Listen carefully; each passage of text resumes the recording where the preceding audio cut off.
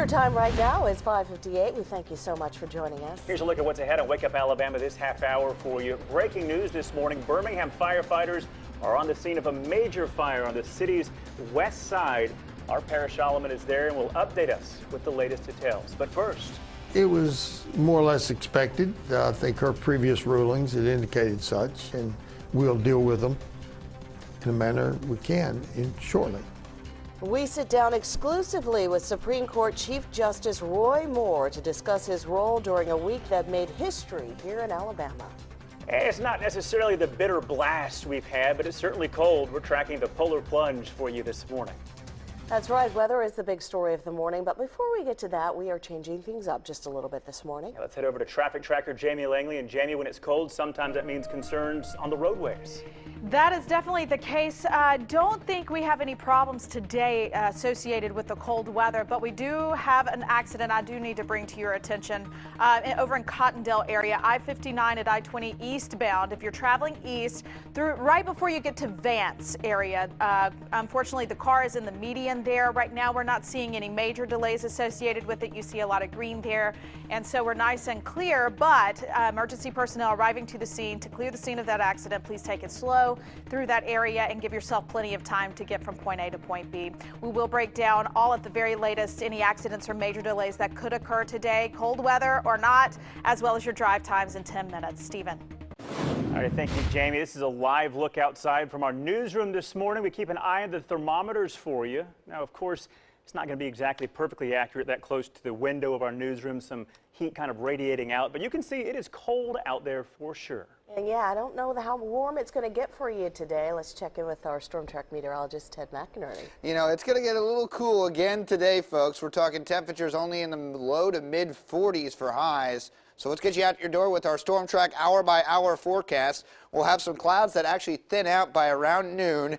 39 degrees at noon. That's cold. Not quite the breeze we had yesterday. 20 in Coleman, 24 Birmingham, 24 in Gadsden. When you factor in that wind chill, it feels like 17 in Coleman, 15 here in Birmingham. So today's high, 43. Cold again, increasing clouds late in the afternoon. But tracking next in 10 minutes, turning much colder late in the weekend. Valentine's Day doesn't look too bad, but frigid temperatures arrive Sunday, and I am tracking winter weather that could arrive on Monday into Tuesday. That's all coming up in your Storm Track weather forecast in just 10 minutes, guys.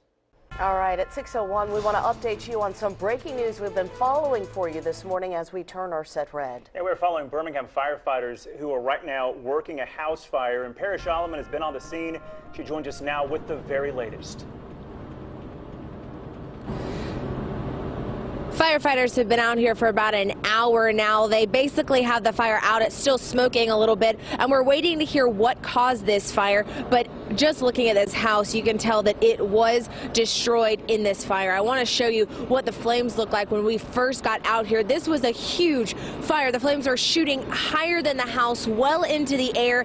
And we know from the woman who lives here that there were 5 people inside this house when this fire started. She told us that she had just left for work. Her 5 kids were at home, and she got a phone call from them letting her know that their home had caught fire and that they had had to escape with their lives. I want to let you hear from her. We spoke with her right after she had arrived back on scene.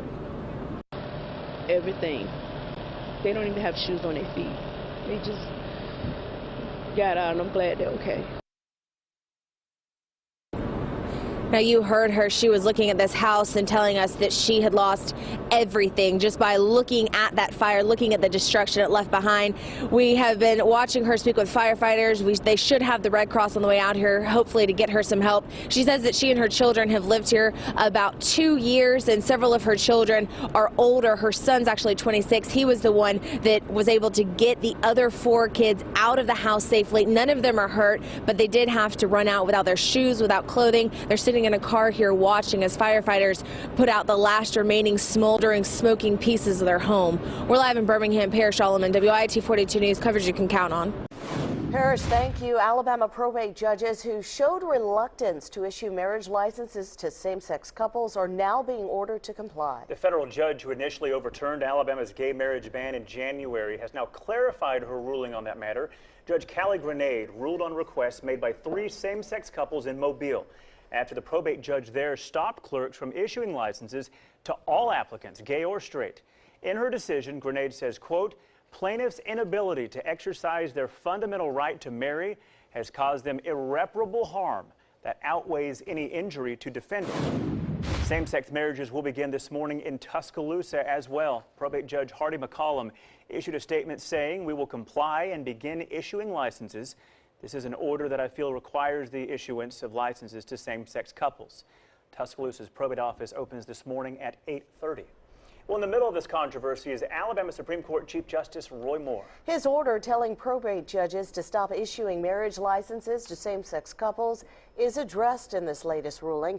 WIAT 42 News reporter Michael Oder sat down exclusively with Chief Justice Moore to discuss his position and the blurred lines between the separation of church and state. Just 4 days after Alabama probate judges started issuing marriage licenses to same-sex couples, the state's highest judge says problems caused have been small. I don't know of any problems that's been caused except in the probate courts. All 68 probate judges in Alabama are interpreting Judge Callie Grenade's federal ruling on their own. Some have refused to issue marriage licenses to gay couples on religious beliefs. When I asked Judge Moore about the separation of church and state, he believes it is mostly misunderstood. But I'll tell you one thing it doesn't mean.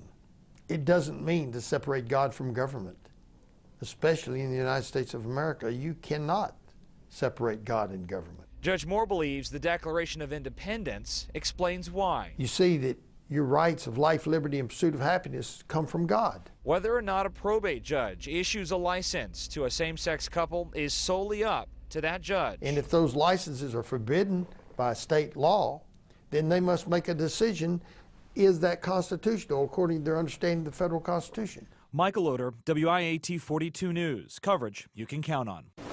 Your time right now, 6:06. A Tuscaloosa bank robber is still on the run. Meanwhile, the man accused in a Pell City heist has been found. Then it's a scandal that continues to haunt legendary comedian Bill Cosby. 2 more women have come forward alleging they too were offered tainted drinks. Plus, we'll take you to Boston, where a record month of snowfall will only get worse as another 6 inches is expected to fall today. And Storm Track meteorologist Ted McInerney has our forecast. Cold out there, the discussion of snow, he'll clear it all up for you. And if you're traveling along I-59 and I-20 eastbound, be prepared. You could have some traffic delays. There was an accident there in Cottondale. Jamie will give you all the highlights after the break. You're watching Wake Up Alabama with coverage you can count on.